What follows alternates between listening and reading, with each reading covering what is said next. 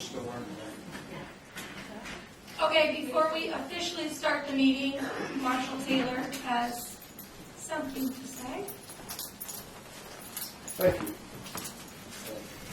I'd like to welcome everyone here for our council meeting tonight. Try to keep this brief for you. This last spring, one of our officers, Officer Jeff Dunscombe, decided that he was going to retire from our department. He has been a part-time officer with us. We got looking back through our records for well over 20 years. So for 20 years, Officer Jeff Dunscombe has been protecting and serving the residents of Dayton. Unfortunately, we don't have a retirement package for part-time officers, but we would like to recognize him publicly for his years of service. Jeff, if you could come up, please.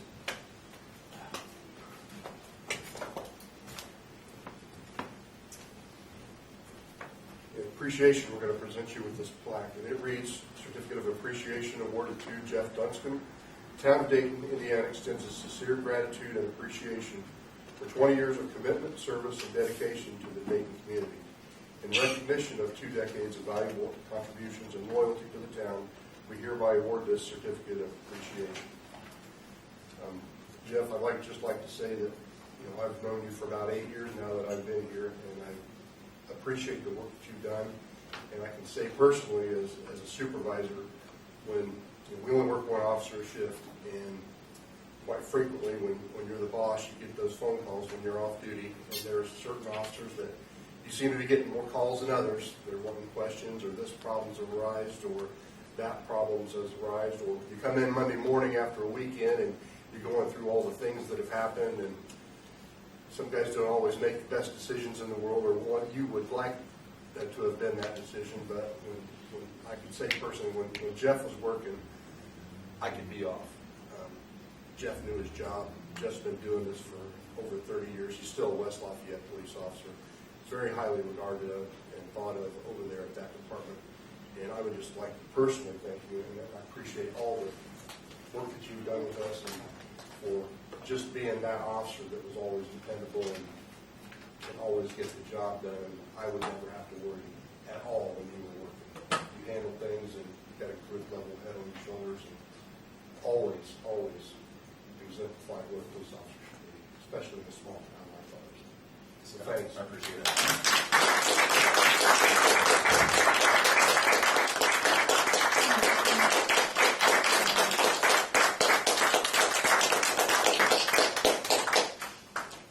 One more shot. Work out. It's against the rule.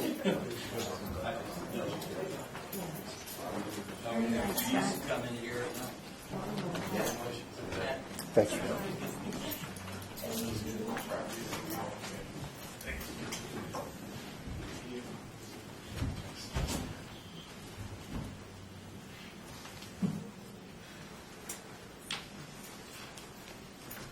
Okay, the Utility Service Board will come to order. We'll take a roll call. Well, I appreciate all that. Carla, You're a good guy. Mark, or Stan, Jen, Here. Mark. Here. I'm here, so all 5 are present. Town Attorney Alicia, you have a gathered. Not other than what's I already. have the picture somewhere. Well, I gotta send it There's a again. picture of us. Okay, Mark Carlo, Utility. See the timing. I don't think I turned that microphone on. Yeah. Thank you.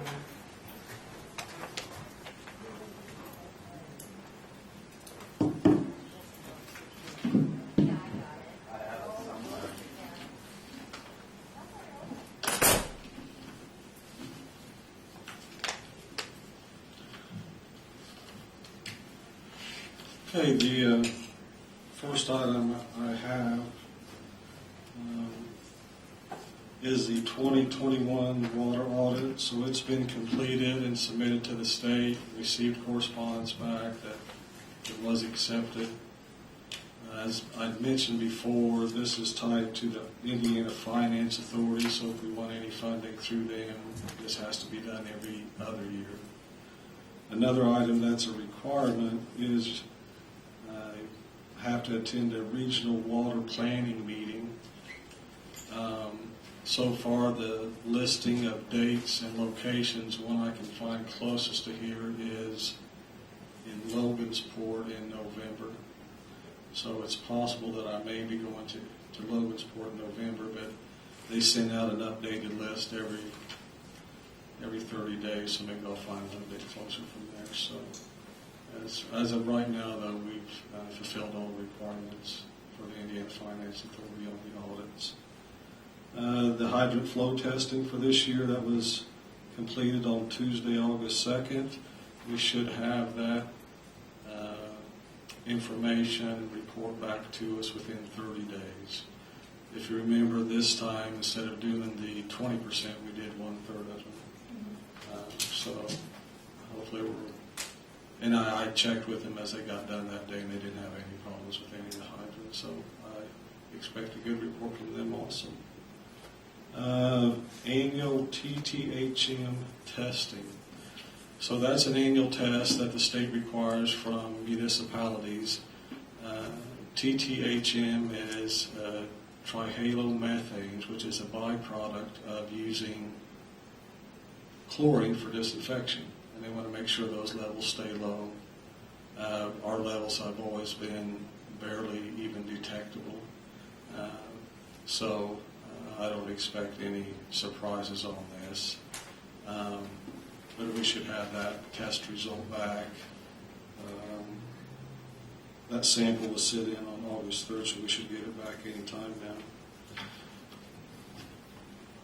In addition to that,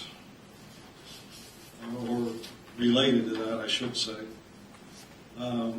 received an email from IDM saying that Purdue has received funding from the EPA Office of Research and Development, and they are looking at disinfection byproducts, trihalomethanes, in drinking water. Said, would the town of Dayton be interested in participating in this study? Said what would be required is 2 liters of water from up to 10 sites every quarter. Depending on the distance, researchers will be able to do the sampling, pick up the samples, all supplies and shipping provided at no cost to the town, of course. So on one hand, I say, well, our tests always come back good, you know. On the other hand, I think that if they would take care of doing all the sampling, determining the sample sites and do all the legwork on it, I would say, sure, you know. So I guess my recommendation is, as long as the Purdue people would be in charge of organizing, managing, and collecting the data on all this, it just provides us with more confidence in our drinking water. So I think that if that's agreeable to you, I'm going to send them an email back, kind of unfolding it that way and saying, yes, we would be willing to participate in all it, but it needs to look like this. So would that be all right with everybody? Yep. So we'll move right down to the 2022 community crossing contract. And you'll see right there a note that I left that I sent a letter on behalf of the town to all affected homeowners. I've had a couple of them reach out to me just wanting more details about what was going to be done on their project. We just kind of do that to plant the seed that work's going to be done in their neighborhood. But concerning the contract, we've received the necessary paperwork today, matter of fact. So what's required of the contractor, which is Midwest Paving, is a performance bond for the amount of the contract, $577,942.70. So we have a certified copy of that for our file. A payment bond for the same amount, which we received from them today also. some paperwork that requires our signature, which we'll go ahead and take care of now. There are 3 contracts. They're all the same contract, but there's one for us, one for the contractor, one for NDOT. And there was a note on there that said it had to be signed in blue ink. I'm not sure why, but we get this taken care of. So it needs to be signed by the town board president and the treasurer.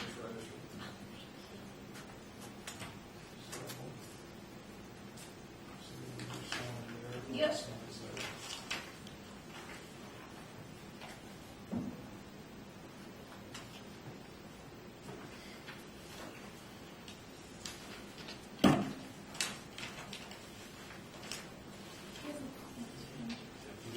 No.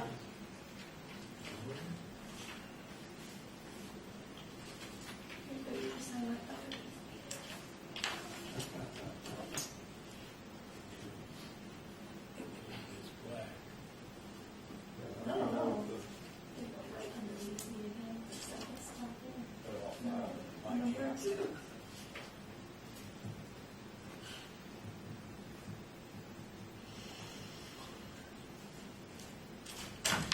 Thanks, Mark. Yeah, that's great. So there's a couple other things that need to happen. One is we send them a notice to proceed. It actually requires my signature. So I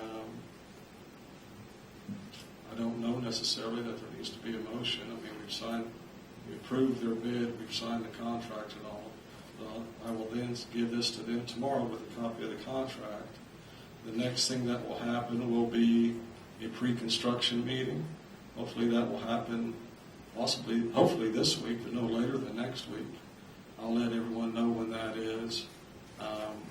That's just where we'll coordinate with them how they're going to work with the homeowners, work with the town, and also we'll get a work schedule for them.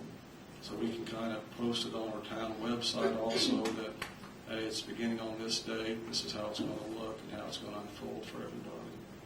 So, the last item that they had to provide was a certificate of liability insurance, and they've done that with the town as a rider on it. So they fulfilled all their requirements so far. So we'll move forward with it. I don't think we need a motion for notice to proceed, because we signed the contract, so that's really what we're signing off on, that's just to move forward with projects.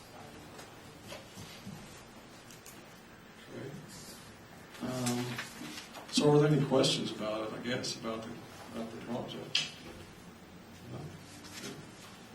No?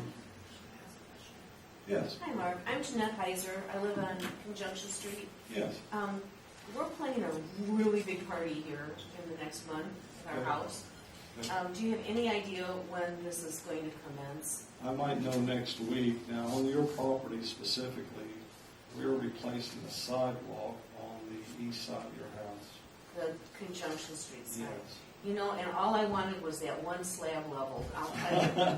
Such service. And there will be an ADA ramp there too, because any Okay. place we put in sidewalks, we're required to put in an Okay. ADA ramp. So that whole intersection is getting ADA ramps, but yeah, we'll do, I don't know if it's all of your sidewalk or not.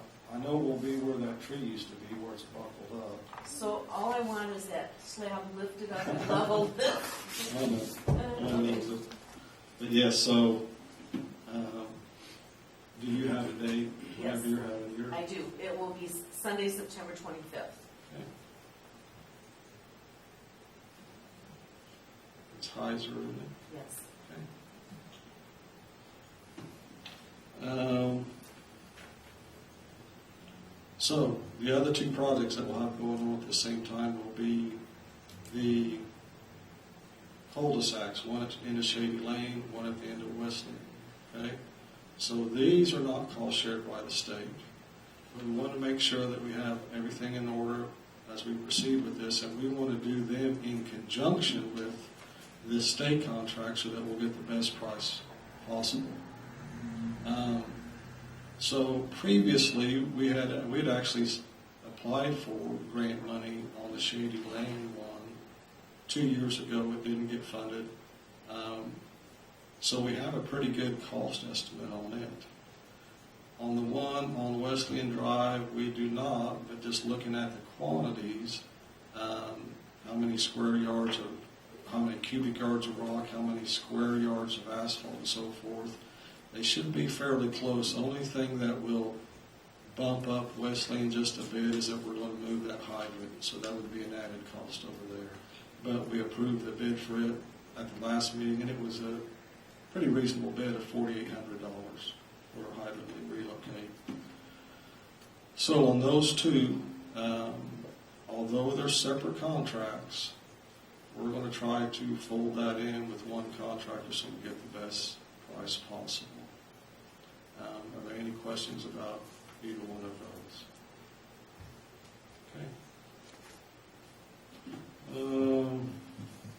Seems like it had some other things here. It's not on the agenda.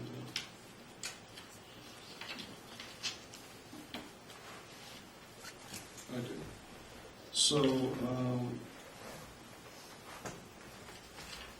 our contract for leaf pickup is expired.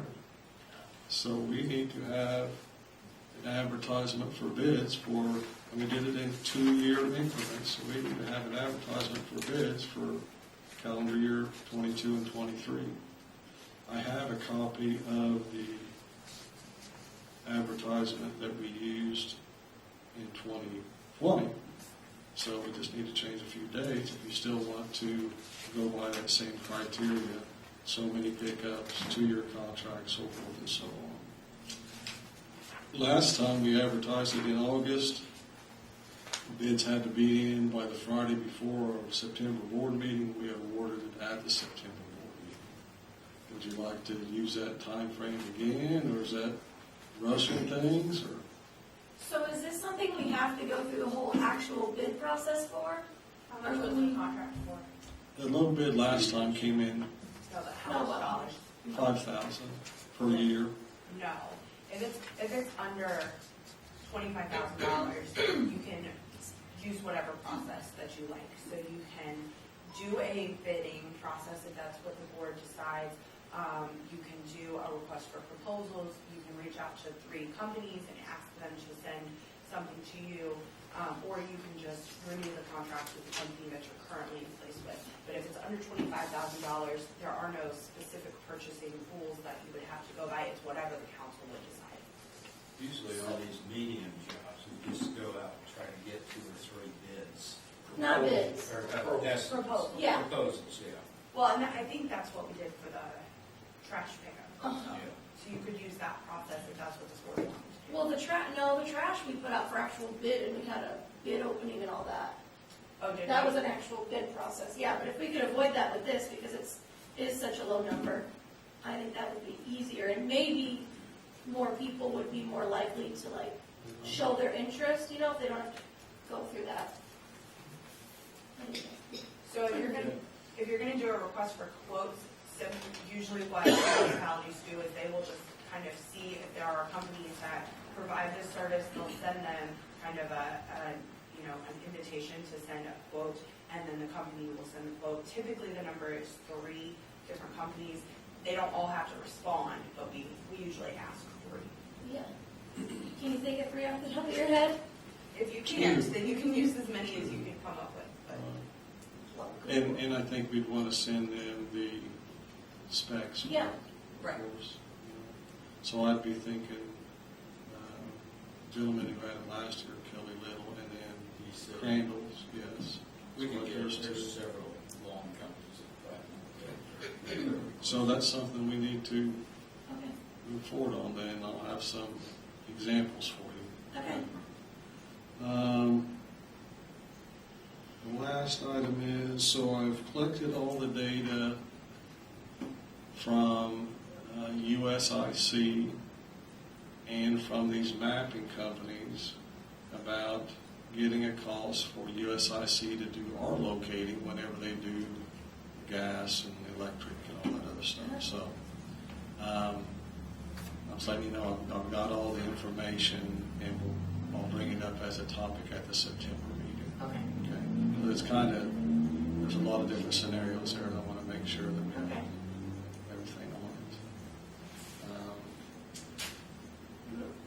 big cost of it is going to be having all of those hand-drawn maps that we have for each resident back there, put in a digital format, Yeah. and folded into the town's existing GIS folder, so that it's one package that we give to USIC and they can tap on an address and these things come up. So, but anyway, let me make sure here. Oh, no, one more here. So, surplus equipment. So, the portable generator and the sewer vac down at the shop. I'm not for sure when they were last used. I know I can't get either one to run, but it's not, I mean, they've been stored for their whole life. They have some value, I'm sure. So Ron had asked me to take a look at them, so I got the model number, serial number, year, all that kind of stuff put together. So how would we like to move forward as far as getting rid of this equipment? There's something on the listserv that towns use, just a site, you just put it on there. Online auction sites are pretty popular, and those are allowable. If you don't choose to use an auction company or an online auction site, typically what you do is you solicit bids.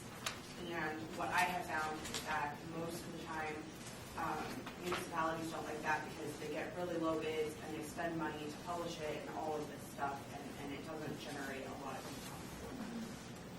Well, I was thinking not necessarily looking for bids, but posting it on the site with a price.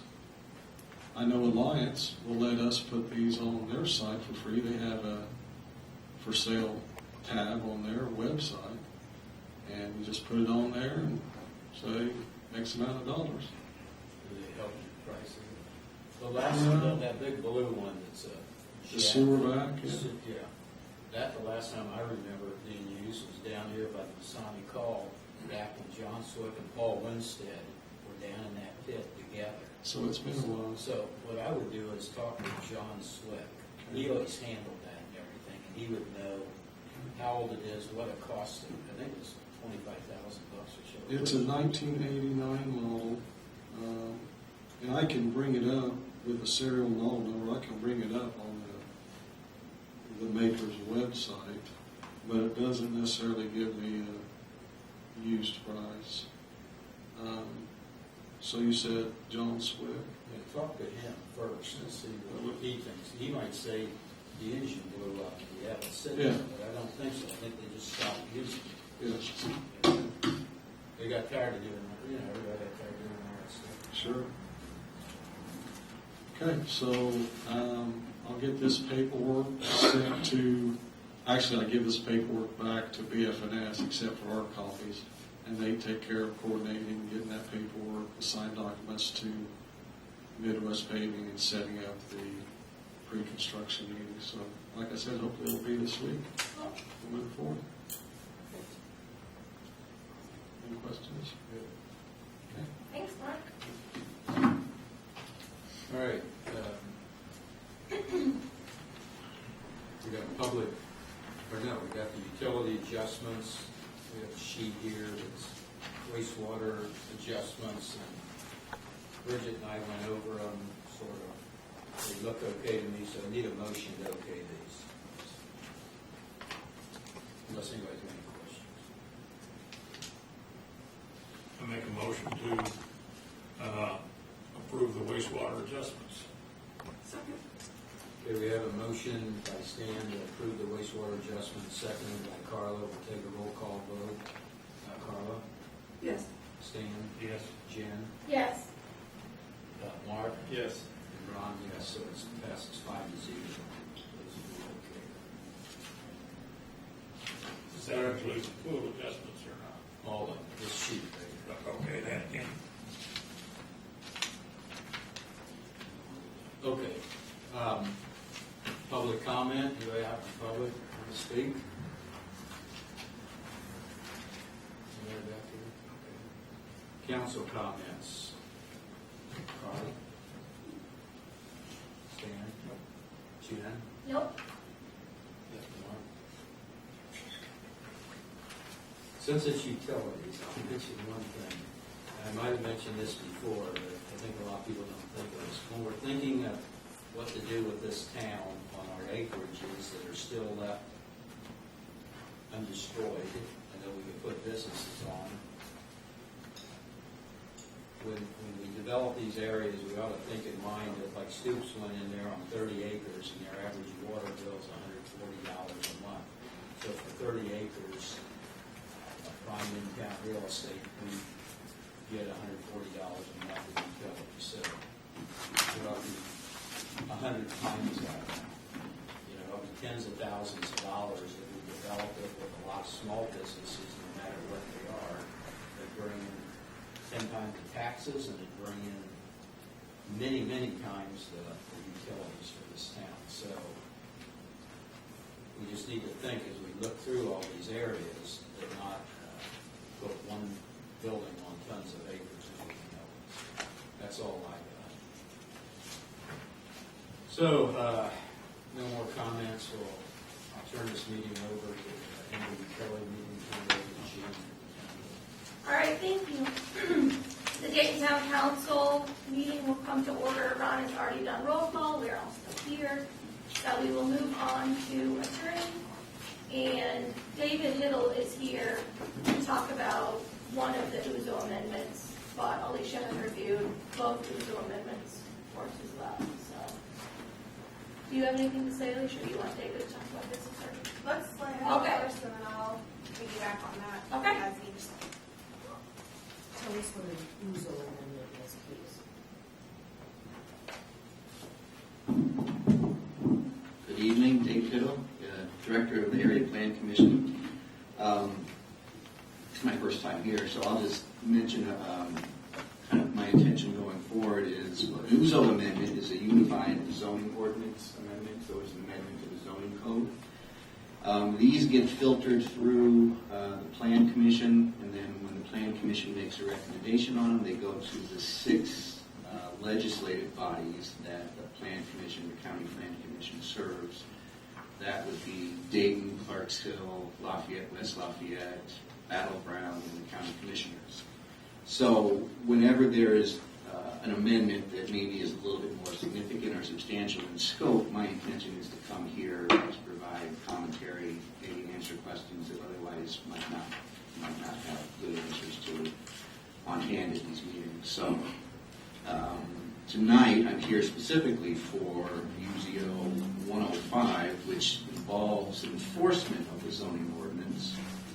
And this is something that I've been here for about a year with the Plan Commission. I've been working with the Building Commission, the County Building Commissioner, Mike Wolf, to transfer responsibility for enforcement of the zoning ordinance from his department to the Planning Department, which is where it more typically would be housed. His building inspectors are experts in building code, and so they inspect buildings, make sure they're being built correctly, but they're not necessarily experts in the zoning ordinance. And so it's just more of a natural place for the zoning ordinance enforcement to come, is just our place. And I made some changes to give the ordinance more teeth. What's happened for the last, I don't know, it feels like it's maybe been 10 years, from my understanding, is that there'll be a zoning ordinance violation, and outside of the cities, that's probably 50% of the time accumulation of junk, effectively property becoming a junkyard. And then the Building Commission would write a letter, a meanly worded letter that would go unheeded. They'd write another letter that would go unheeded, and then they'd turn it over to external legal counsel, and then they would get it in their rotation, and a year or two would pass, and they might take it to court, they might not. My experience in my previous posts has been that you shouldn't have to pull in external lawyers and dedicate those resources to them to do this. You simply change the ordinance so that you have a very clear establishment of escalating fines that the property owner will incur if he does not take responsibility to fix the violation. So we've put that in place here, and in a nutshell what would happen is we would receive a complaint, typically from a neighbor, that neighbor XYZ is storing car shells, is scrapping from their property, it's a residential property. Can you please tell them to stop? We would send out field personnel, they would verify, they'd take photographs, and then we would determine if there's a violation. If there is, we send them the first letter, and that says you have typically 15 days to clean this up. Gives them some leeway, though, so that if it's a huge problem and they're interested in good faith in cleaning the property, they can propose in writing an alternative resolution plan, which would typically be an extended deadline. Our goal is not to get the money from them. Our goal is to clean up the property. So if they're willing to work in good faith, if they can actually write a contract with us that we will have, this much cleaned by May, this much cleaned by June, this much cleaned by the end of the year. And if both parties agree, then that essentially becomes the ordinance. If they don't do it, if they don't have a plan, if they don't appeal it, if they don't clean it up, then they get assigned a $50 a day fine for 1 month, which comes to $100 a day after 2 months, and then $200 a day after 3 months. After 3 months, if it's not fixed, we attach a lien to the property, and they either have the choice at that point to clean it up, or we start the process over again. And in my previous post in Johnson County, we switched to this plan, and it was very, very effective. We didn't have many people at all get to the point where a lien was established. Once you start assigning daily fines, and they understand in writing how clearly this is going to continue, they tend to act on that. So we're adding, this ordinance brings the responsibility from the building commission to my department, the plan commission, and it assigns this sort of teeth, gives teeth to the ordinance, whereas it was lacking that before. That's in a nutshell. I can go into more details if you would like. So I think I'll just kind of stop there and pause and see if you have any questions. So the fines, what's the enforcement to collect those? The enforcement is at the end. There's a lien attached on the property. So it's up to them. The fines have been accumulating, Yeah. and until the lien is attached, the fines would never be collected. We're not going to knock on the door and say, do you have your fines? It's up to them. It's up to them. Either they clean it up or they get fined, and then eventually they get a lien. But if they never got the lien, then they never would receive the fine. I understand that you're fining them daily. Right. Or weekly, however that is. But if they decided to postpone it right until they waited until they were going to get the lien, and then they start taking care of things, then there'd be no way to collect the fines that had accumulated to that point. Unpaid fines will be established as a lien, will be imposed as a lien on the property. So if they delay cleaning of the property past the deadline date, then the fine starts there. So if they decide to clean it up after 2 months, they still have those 2 months of fines they have to pay. And when would those be paid? Well, they pay it when they pay it. If they don't pay it, they're collected as a lien. Oh, so I was thinking like, you get a fine, after 3 months, then it becomes a lien. But even if you get a fine the first month and you get a fine the second month, and then middle of the second month you fix it, you're still going to get a lien that third month if your fines aren't up to date? If they hadn't paid the 2 months worth of fines, Okay. correct. Right. Okay. Yeah, the lien is for whatever fines that they've accumulated and have not yet paid. Okay, even if they fix the problem? Right. If they fix Okay. the problem after 2 months, they still have those 2 months of fines to pay. Okay. Because ultimately, the fines accrue by them not fixing it within the 15 days or whatever they have Yeah. agreed Okay. with the zoning. A light bulb went off. So, Okay. so the fines still have accrued. So Okay. if they decide to fix it, they have 15 days, or if they come up with a plan, they can fix it within that time frame. But if they don't fix it within that time frame, then they get a fine daily. Yeah. And then if they still don't fix it and the lien is attached and they still don't fix it, that resets the process and they start getting fines again. And then that will turn into another lien and we just continue to repeat. Okay.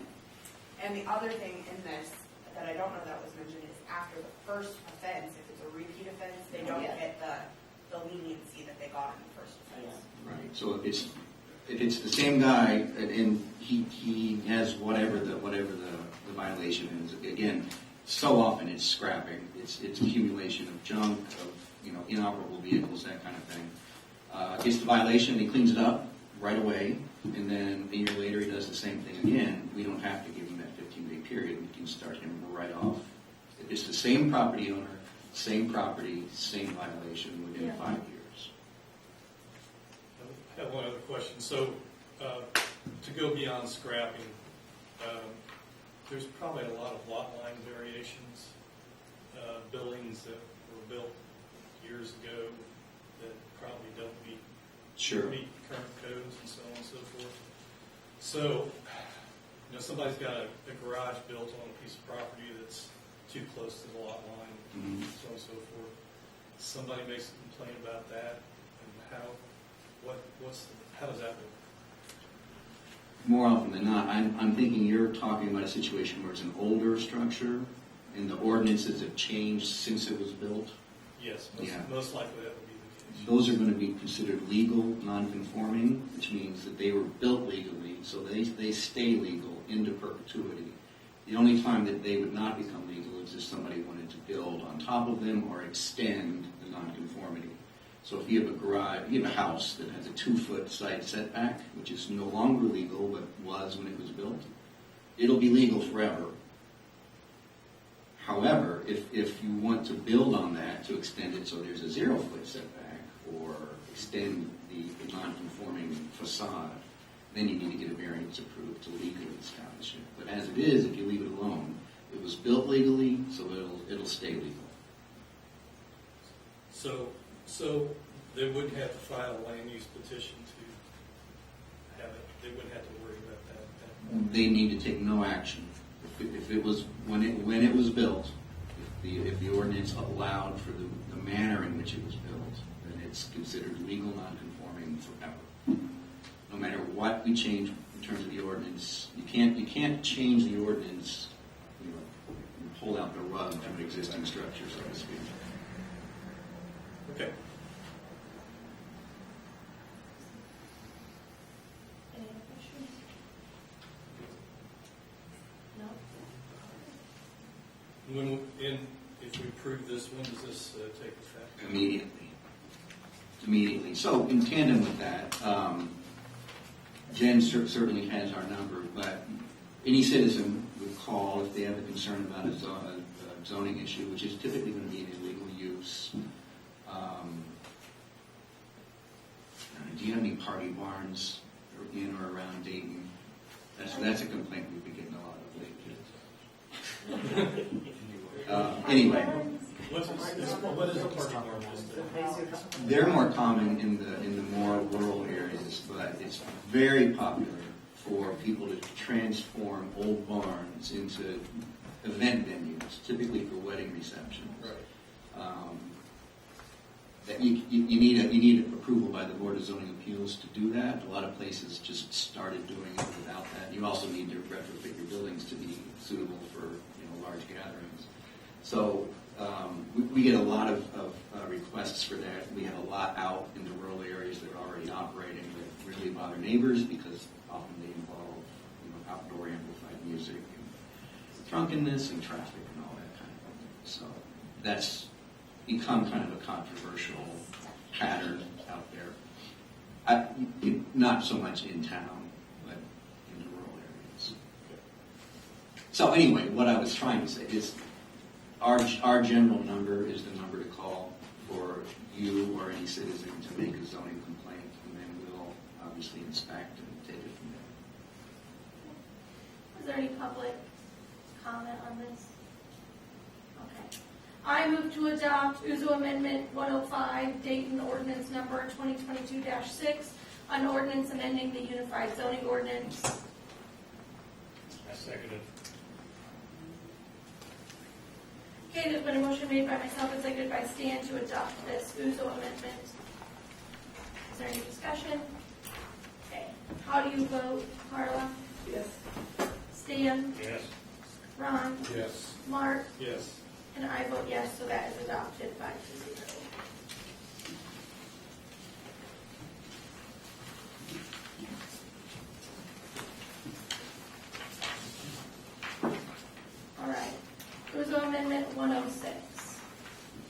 speak to this Sure. too, or you want to? Okay, Well, I'm here. sure.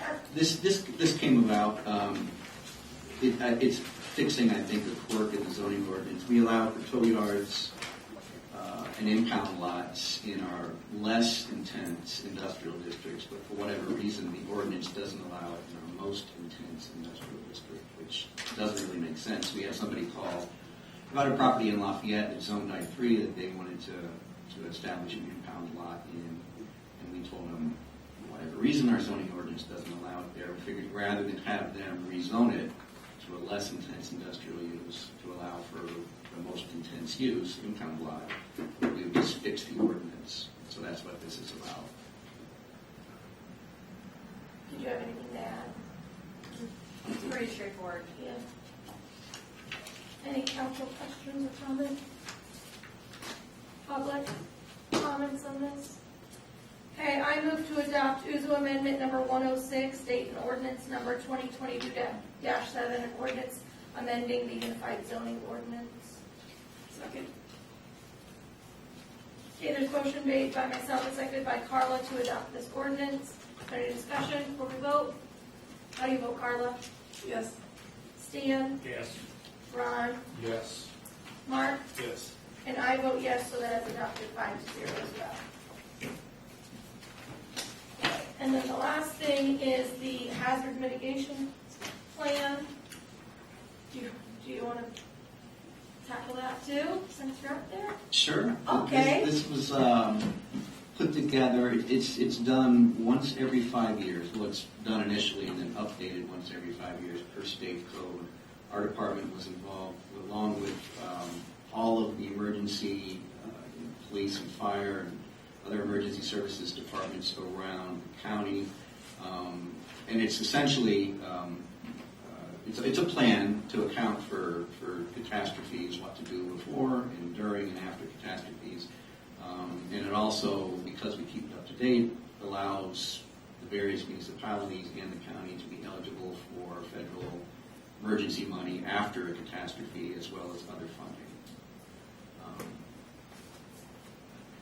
It's extremely dry, so I don't want to go into too much more detail unless you have questions. As I have written. Mark read it for fun. He was like, that's interesting. Mark would find that interesting.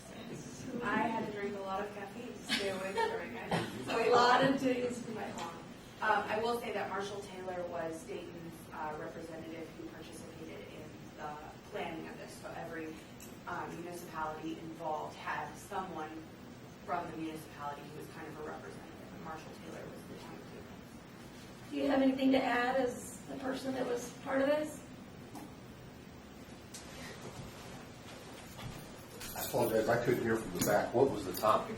The hazard mitigation plan, the No. very long and exciting document No. you were a part of. No, he's got nothing to add. It was all said in that very long document. Perfect.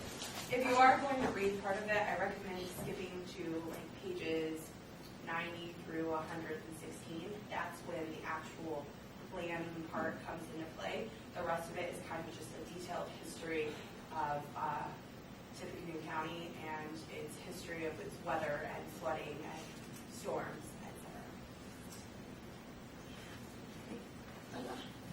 Okay.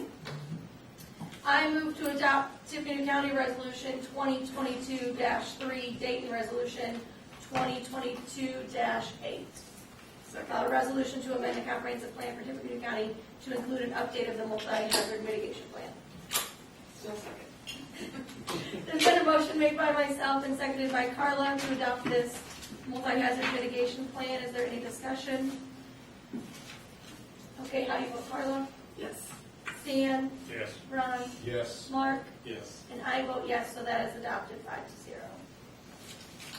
Just one parting note, I just want to thank the town of Dayton for dispatching Carla once a month to the planning commission meetings. Her presence is very valued, and she's the first, since I've been here, she's the first planning commission member to ask for a meeting outside of the meetings with us, with staff, just to clarify roles and procedures and ordinances and things like that. I wish everybody would do that, but that was very much appreciated.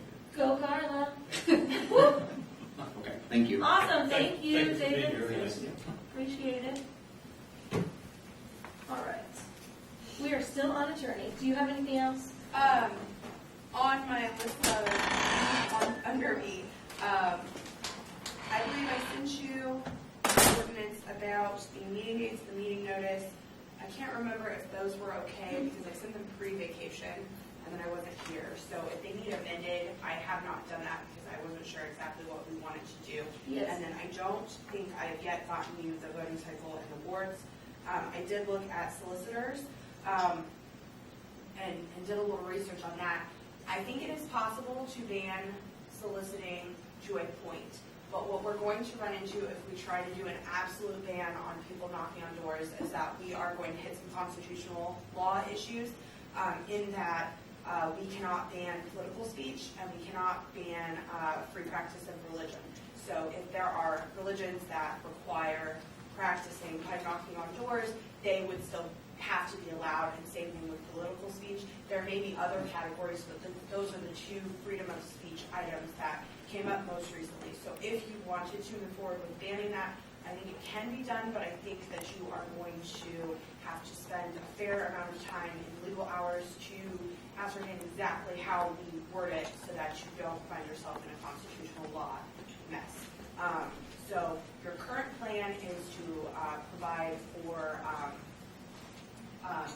like a registration and pay a fee and that sort of thing. One thing you could do is make it less comfortable for people to, to pay that, make the fee higher, that sort of thing. But that's something that you all just need to kind of think about if you want to move forward, because I do think it can be done, but I think we have to be extremely careful with how it would be done to make sure we don't violate the Constitution. Right. So, and then the donation of land, I'm still working on that. Okay. So I should have that for that should be all taken care of by the next meeting. Okay. Because it really doesn't require anything from the town as much as it requires from the people donating land. Marshall Taylor has something to say about the solicitors. Since we're on that topic, skinny people get behind the I initially brought this up several months ago with a proposal to pattern our ordinance after another municipality, which I thought would better suit, better protect the residents of Dayton. And then we went on to the subject of the possibility of banning it altogether. So at this point, I think that whether or not we pattern or restructure our entire current ordinance, or formulate one with the exceptions that we would need on banning certain solicitors, we would probably have the same amount of work in that. So my suggestion would be to I think more residents would be for not being bothered by solicitors altogether, with those exceptions. And I think we currently have those exceptions, and I think we could formulate one with either way we're going to be probably expending resources to change it. So if we're leaning more towards that, that would be my I think would be a better plan to go with banning what we can and allowing those things that are constitutionally protected. Yeah, the challenge with the ban is that to do the research on it, it's all case law research, and it's not just Indiana case law, it's federal case law as well, because it's the federal Constitution that has the First Amendment rights and everything. But it can be done. I will say, as far as resources go, modeling it after one that's already written is pretty quick.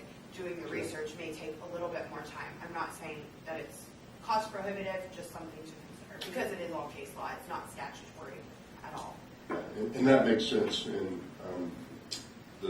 I've got copies of the ordinance that I had suggested we try to pattern ours out after with a few tweaks here and there, and I can, whichever way the council wants to proceed with that, I'm fine either way. I kind of feel like, Have I confused everybody? no, but when she told us that, I kind of thought like we would just go back to make it so if they really want to do it, they have to be pretty committed to it. because going through the whole ordeal of banning everything but finding out what the exceptions are is gonna take time and money. And we don't have like the worst, like, there's not solicitors every day, we've gotta do something about these solicitors, they're just all over town or whatever. So I'm kind of leaning towards going back and, was it Plainfield? I believe it was. Doing it after theirs. Yes. Cindy Marsh, 749 Shady Lane. Since Marshall Taylor found one to model it after that had some things in it that he liked, I wonder if we could find one to model it after where they ban I have looked. solicitors. The ones that have banned have been challenged. Oh. So they're currently Oh, facing, wow. they're currently facing some legal battles. So I can't remember where it was, but in my search of, I looked to see if I could find a municipality that banned it, because I'm always about, cost effectiveness, and if we can look at somebody else's, that saves a lot of time. So I did look, and the ones that had provided the most restrictive, and they weren't even full-fledged bans, but they were more the most restrictive municipalities, all were having challenges, the ones that I found. Now, that doesn't mean that there's not one out there, but what I found, that's what got me started down the constitutional law path, is when I did that search, I found all of these newspaper articles about, I think it might have been Westfield, but I can't remember. But yeah, so I can look again, I'm happy to do that, but. Go ahead, Mark. So currently, do all solicitors need to be registered? Yes. Depending on what, their, religious organizations, school fundraising, things like that aren't required. Or not. Pardon? School, the little kids coming to my house, they don't need to be registered. No, no. But anybody soliciting for a business or service has to be registered.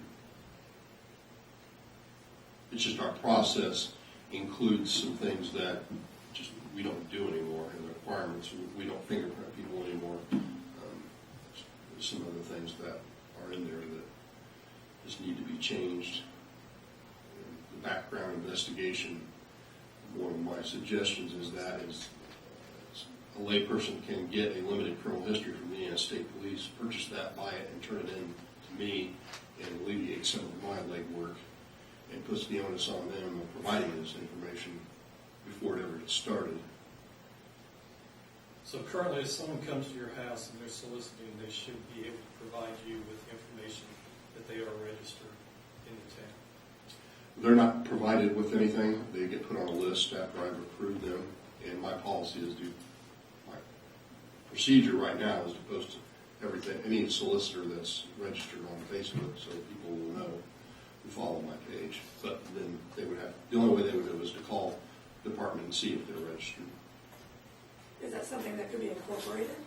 It could, but we're just adding work to the How many solicitors have you had registered? Like last year, how many? 0. Yeah. Right, Because when they find out that there is a process, they don't want to go through it. right. So anyone who's currently soliciting Is in is violation. in violation.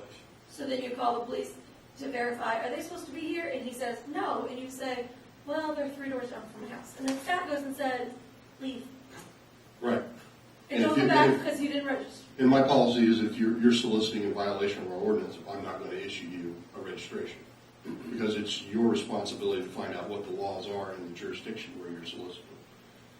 Not for me to run around and remind you what the ordinances are. So in addition to his Facebook page, if someone does get registered, could that be put on the town website? Yeah.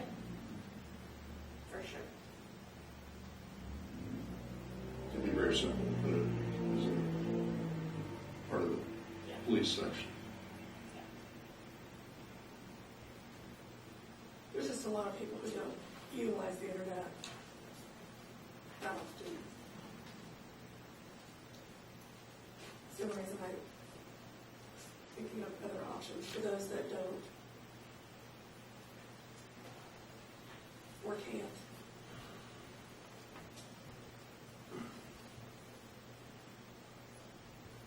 So are you thinking like when he says, yes, you can solicit here, he gives him like a hall pass?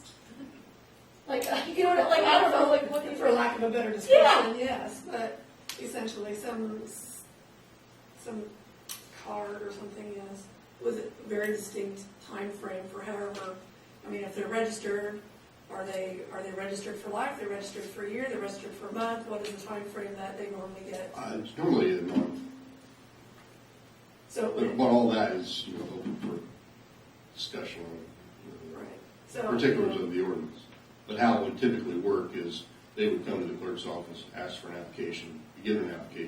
Once they've completed that, they turn it back into the clerk's office, they would call me to do the background.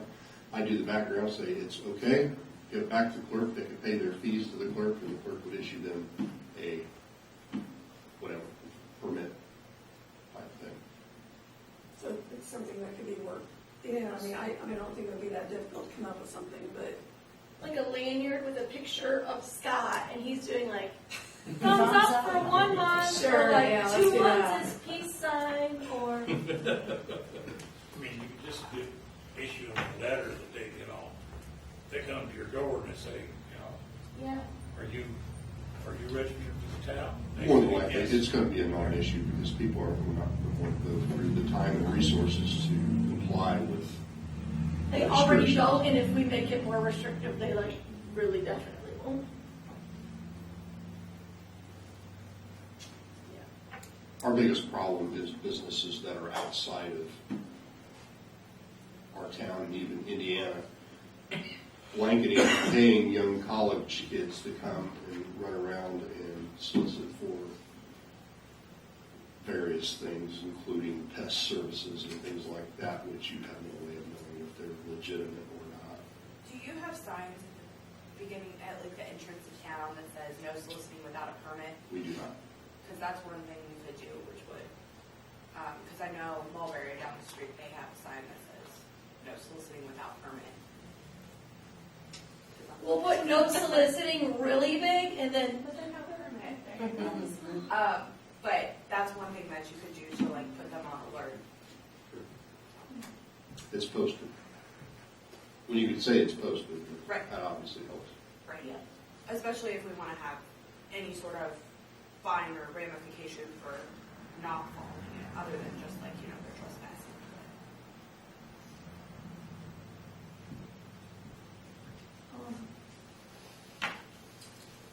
So you want to move forward with drafting a proposed solicitation ordinance?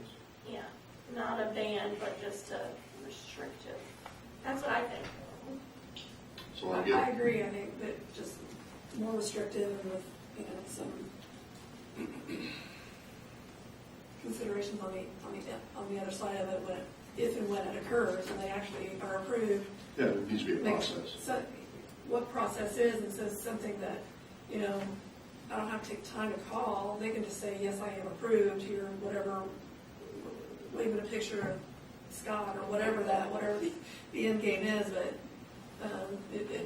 that in and of itself shouldn't be that difficult to come up with, that they're not gonna be able to replicate it.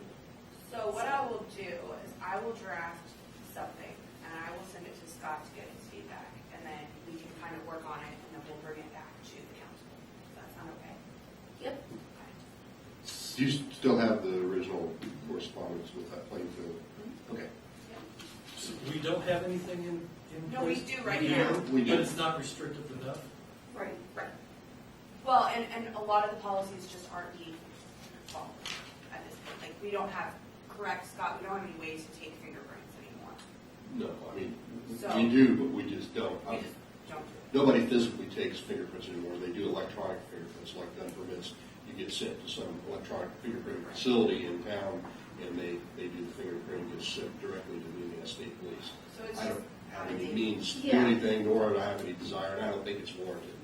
What my requirements are going to be: a copy of your driver's license, a copy of your registration, and what vehicle you're going to be in, and the number of solicitors. So that's what, then I'm going to run a criminal history based on that. I'm not going to submit fingerprints to the FBI regardless, so it's just kind of a non-issue restriction. Essentially, what we have needs to just be updated, redefined, and then figure out the other restrictions that we want to add. So, Yeah. Okay. Okay.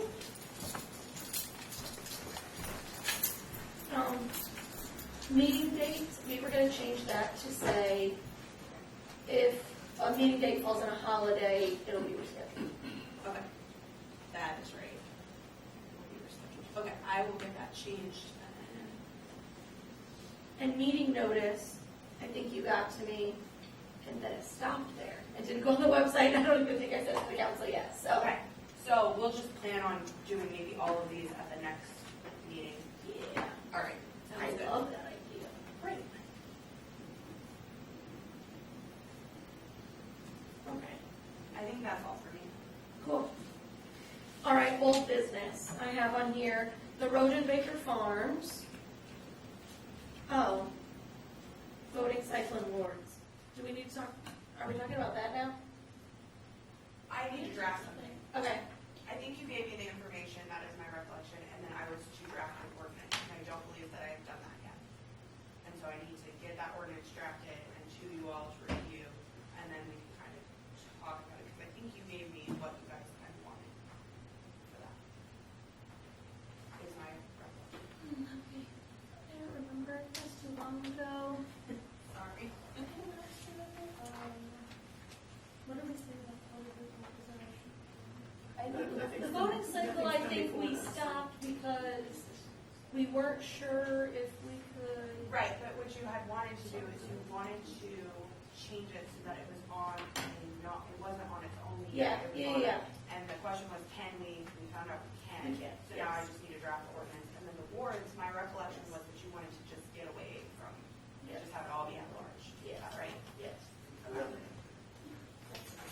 Do you disagree? I don't remember having a discussion about it in the meeting, but I don't think it was like super discussed. I think it was just brought up as a potential topic, and then I took that as I should draft an ordinance and we would discuss it in context of the ordinance.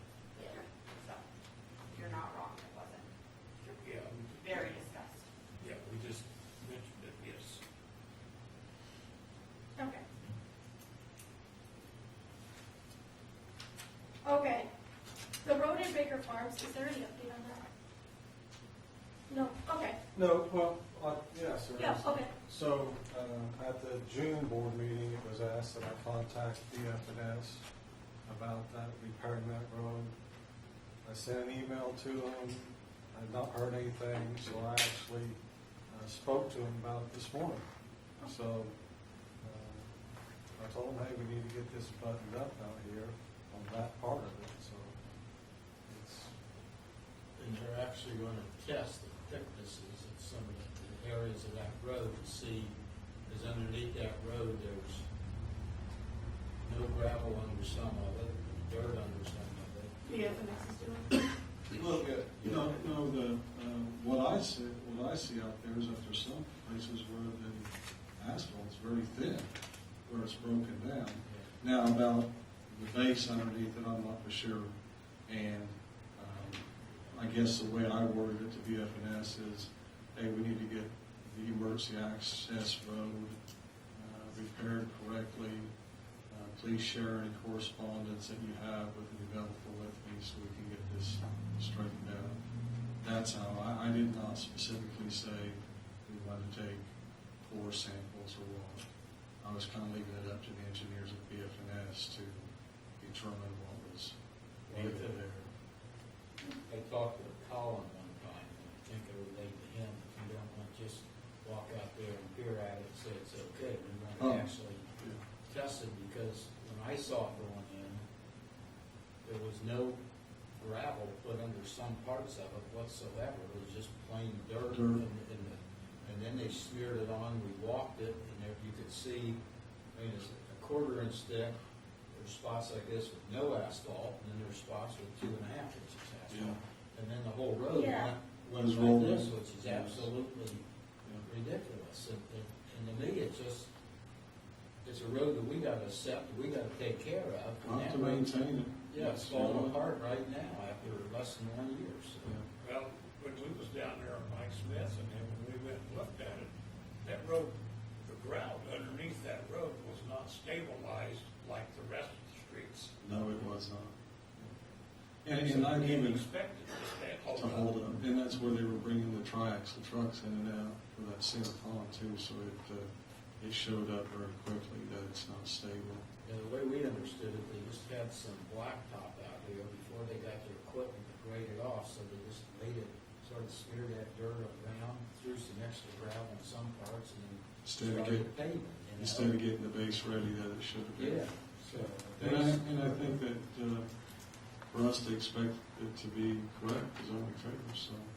But, yeah, after the June meeting, I sent an email, did not get a response, but Colin came today to drop off the Midwest paving paperwork, so I said, don't forget, this is still on our radar. So he said that he would reach out to Mike Smith again. Thanks. Yep. All right, town hall front steps, brick choice.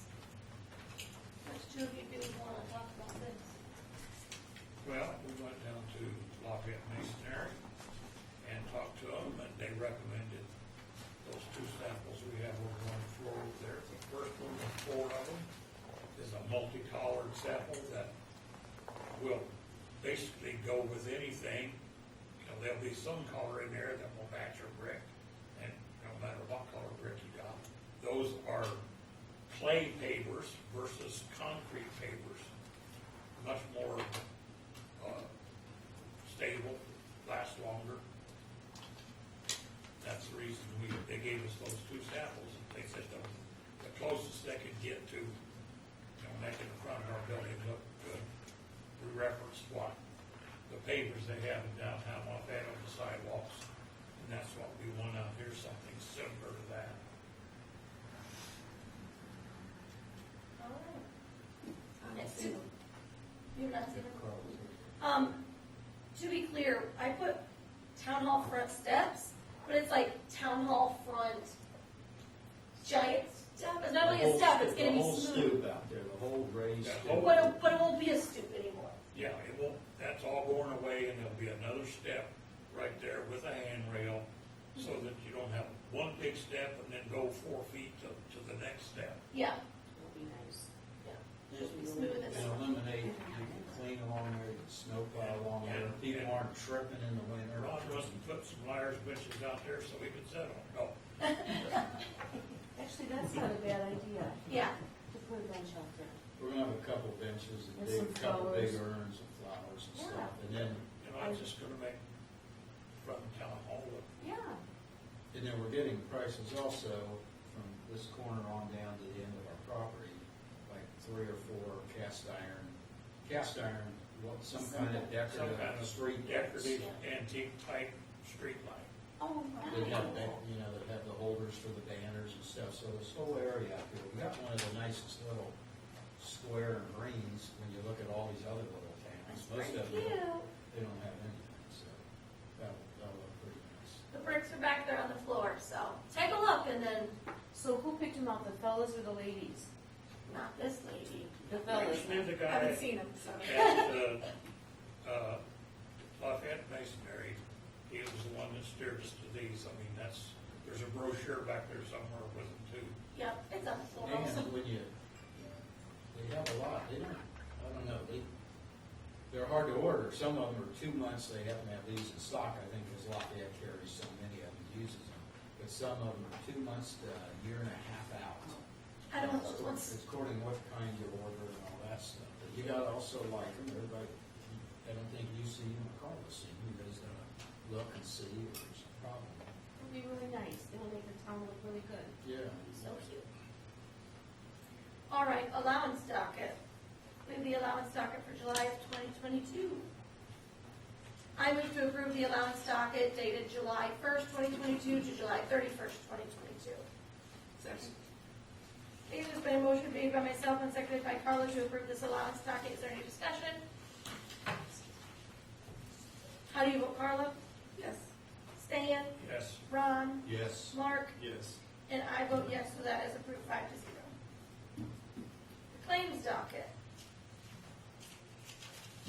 I move to approve the August 8th, 2022 claims docket in the amount of $92,759.74.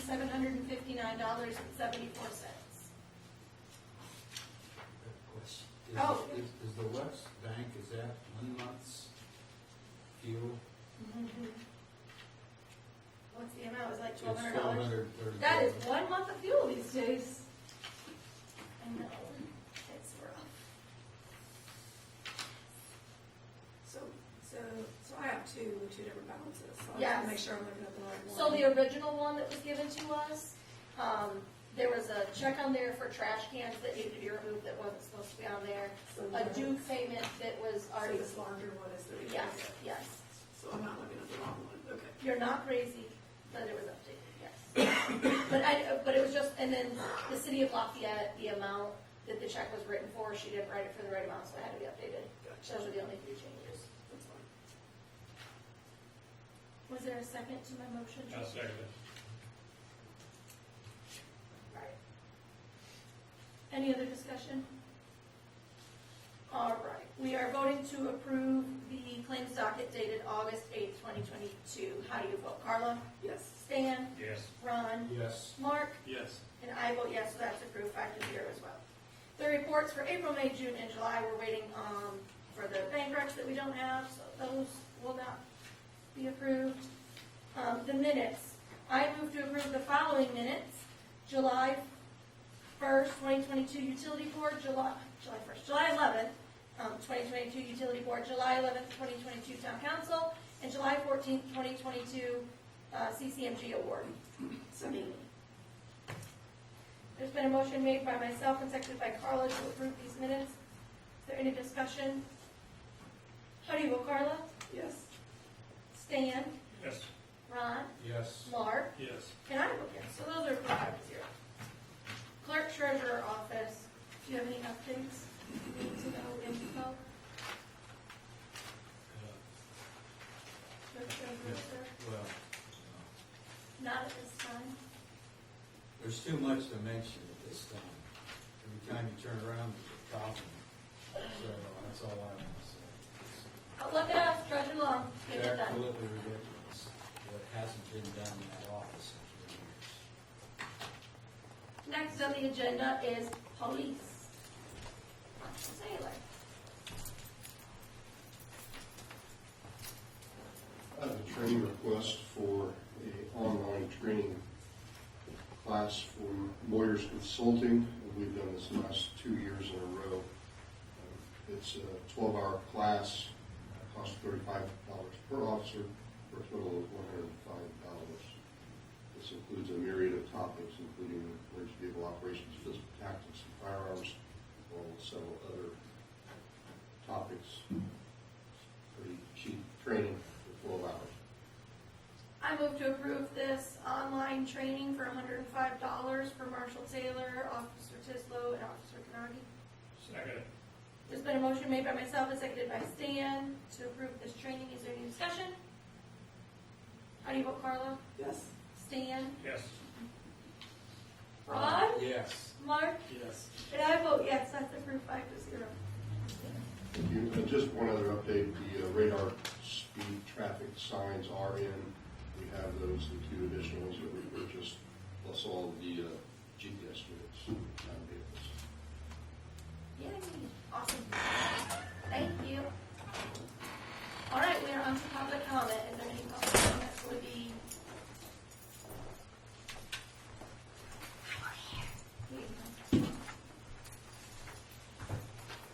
We just got to public comment. Is there any public comment? Okay, just making sure. Council comment. Carla, do you have anything? Stan? Nope. Mark? Nope. I'm sure Ron doesn't have anything, so. Words are, Joking. we need to put out the word, we can't find our movie screen, we used to have on movie nights, and all the, Stan was asking about the old microphones, they've all disappeared, so ask around and knows where that is. That movie screen's new-ish. Right? Are you talking about the one that they Yeah, used for? when we all were doing the movie nights and everything, we had them over here. So, and then, sometime I'll soon get a big pile upstairs of all this debris and old bills and everything from past 10 years or 30 years ago upstairs. It's all kind of junk out there, and then plus it's just a bunch of stuff needs to be thrown away. Put it in a pile, everybody can look at it, and we'll make a motion to throw it away. Well, do we have to go through that to ensure that there's no personal information on any of that? If there is, it has to be shredded. What kind of records are they? There are stacks and stacks of the old bills and utility bills mostly. They're like clay tablets and then. Thousands. I sorted them years ago by years, go back 20 years. I mean, they're worthless. It's all paper. All paper. We and take then- it somewhere and just shred it. Yeah. Or have one of those trucks come and they like load it in the truck. So we already sorted out, I sorted out years ago, all the police stuff, and we hauled it all up to the police station, so all that's out of there. So, and there's some old wooden cabinets and cupboards that are just homemade junk things for, I think when they had the fairs out here and festivals and Dayton days. I just wanted to make sure they weren't records we had to keep by statute. I know. That's all. They're nothing, and nothing, it's all 10 years or older. You have to go in. Now, all the good records are down here. This is just road utility. Okay, I just wanted to hear you. Or you could just give Bridget a stack, like every day, a new box, and she could just spend her days shredding paper. Yeah. Why don't you just burn it? A big bonfire, we can make s'mores on it? Yes, and it, There is a place that you can take boxes and they dump them into a big, like 96-gallon tote, and then they shred it. I don't think it's in front of you, you have to like watch it on a video screen, but they shred it while you're there, so you can witness it being shredded, for secure shredding. Or- Yeah. I think it's on Fairview, maybe? shredding. No, the one that connects us. It's just, the only thing that you really got to do is personal information on here, you know, like social security number. No, there's none of that. I mean, The Frankfurt Bank in Mulberry and Rossville or wherever they're located always has free shred days. You don't have to be a person that banks there, but it's free shred You days. have to be a resident. In Frankfurt, you have to be a resident of the town. We're talking about dump truck load stuff. They- We're not yeah. talking about 3 or 4 They also boxes. just, they're one box per person, too, at the, I've taken more than one box in the Frankfurt. into Frankfurt. Yeah, Okay. I mean, this was several years ago, but I've I taken like think 4 or they've 5 boxes. I think they've changed it because they've been getting full Okay. as it grew in popularity. Don't quote me on Let's this. find though. out. Okay. Don't If quote me on that. it's records that don't have anybody's name or social security numbers, which it isn't, we'll be able to go through and just keep filling up As- the regular trash. And our that's just- recycle bin. Yeah, as long as it doesn't have any confidential information, that's fine. I think we sorted all that out years ago. We'll double check. Anything else?